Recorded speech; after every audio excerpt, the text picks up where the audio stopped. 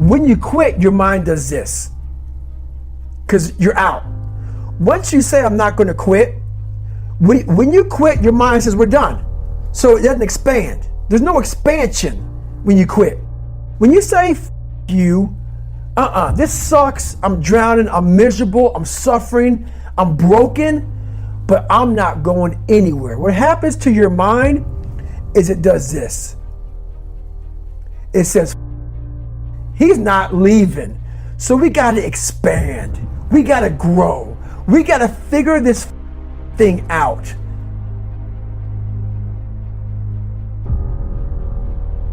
I needed to be ready. I needed to be the things I always talk about. I needed to be stronger and faster and smarter and better. That was a thought that used to drive me and kind of haunt me and make me get up early and work hard to push myself. I've been getting on that squat rack and grinding it out for 25 years. And I'm not bored with it yet. It might seem like that's an unwinnable battle, but really to me, it's not about winning. It's the battle itself. It's the struggle. It's the daily test. That's what life's about. Not just physically, but mentally. Getting that rock to the top of the mountain, that's not what my goal is. My goal actually is pushing the rock. Because pushing the rock, that pushes me. That makes me tougher. That makes me harder, mentally and physically. It gives me much more than I give it. I want to struggle. I want to grind and claw and scratch, and I want to dig in and I want to push. And I don't want it to end. If I ever got the rock to the top of the mountain and it stayed there, I'd push it back down myself. I don't want to rest, and I don't want to coast. And I don't want to reach a point in my life where I say, that's it. I've done enough. I'm not going to give anymore. I'm not going to push anymore. No. That relentless cycle of day-to-day challenges, they aren't maddening to me. They don't frustrate me. They inspire me. Inspire me to drive and push more and to push harder. So I say, dig in and get to pushing. Those of you who are listening to this, whoever hears this, you will not find toughness in a comfortable environment. You will not find it. I was trying to look for it everywhere. The only way you find it is to drown yourself in a position where you're just out of sorts, where you can't swim and you're drowning. Where you're drowning. You're drowning in life. But you say, you know what, man? And then you start to engage parts of your mind that you never engaged before. But you can't engage it by sitting back in these nice chairs, drinking this nice water, talking to you, talking about what I want to do. When you're in suffer mode and you say, I'm not going to quit. You're forcing your brain now to operate on a level it's not used to. But then it becomes used to it. There's 24 hours in the day where you're alone in this brain. And your brain is talking to you in all kinds of ways. And it wants to control you and pull you in these different pockets. If you can't control your own brain and your brain controls you, you got to tell your brain where you want to go and how you want to go and how you want to get there. You got to control it. If not, it's over. It's over. All I knew back then was hard work.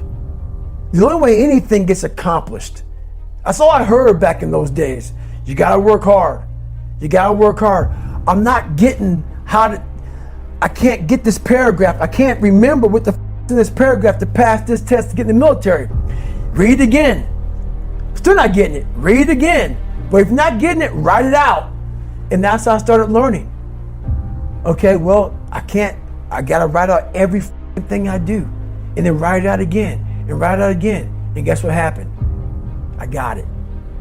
I can't swim. I'm negative buoyant. Go back again. I can't swim. Go back again. Go back again. Go back again. I got it. I realized if I keep going back and going back and going back until this just becomes, your mind will say, okay, we're going to figure it out. Because he is not going to stop. It's not like I'm going to try one more time. No. It's just like alarm clock goes off, boop, we're going back. I can't read right, we're going back. I gave myself no way out, and my mind realized that. It's okay, we're going to adapt and overcome now. Like when I say trying hard, your mind knows, man. It knows this guy's me, man. This guy's lying. There's no truth behind it. When I was in Navy SEAL training, people go, how were you there for 18 months? The program was only 6 months long. You were in 3 hell weeks in 1 year. No one's ever done that. How did you do that? I told myself after the first time, I knew it was gonna be a long journey there. My body was breaking down. It was just how it was going on. I said, you know what? This is my new norm. So my mind said, it's like going to work. Like you go to work, you put your suit and tie on. I go into suffering every day. Every day suffering, being broken, duct taping my feet up, stress fractures, shin splints, being broken. This is my new norm. And your mind says, if we're not broken, this ain't normal. We gotta be broken. So then your mind starts to get tougher and tougher. My mind knew this is how we operate. We're in Navy SEAL training. This is what we are. I became hell. And that became my new norm. I gave myself no way out. I became the boss, the owner, the CEO of Navy SEAL training. That was my mindset. And that's how you get through things. You immerse yourself wherever it is, and you become that. You become that and give yourself no way out. I can tell you what path I'm on and what path I strive to stay on. And that is the war path. That's the path I'm on. The war path. A path of war. Because to me, war path means moving toward a battle. A fight towards war. And that is what I am doing, and that's what I've always been doing. Whether it was the actual war against our nation's enemies or the war against my own weaknesses, that is what I am doing. Preparing and sharpening my sword and honing my skills and maintaining the unmitigated daily discipline in all things. And the war path is just that. It's a path. It's a route. It leads somewhere. I am waiting. And I am ready. The war path is a war against weakness. And so it leads to strength. So you know what you have to do? You have to be a man, and you have to do your job now, and this is what matters now. I think that telling yourself and recognizing to yourself, why are you trying to do this thing? Because you're trying to do something because it does matter, right? It has to matter in some way. These little things, these little stupid, meaningless tasks in life, they actually do matter. So you know what you do? You line them up, and you freaking crush them. That's what you do. That's what you do. You line up these stupid, meaningless things, and you crush them, and you use them as an exercise in discipline.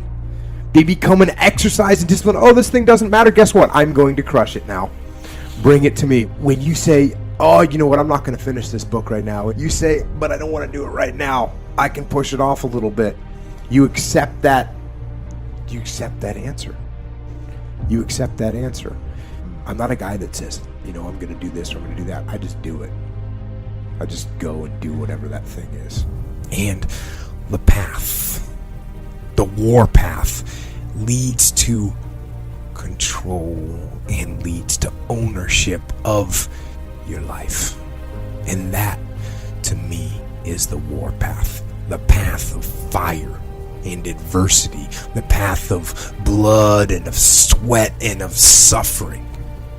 The war path is the preeminent path of discipline, which is why it leads to freedom.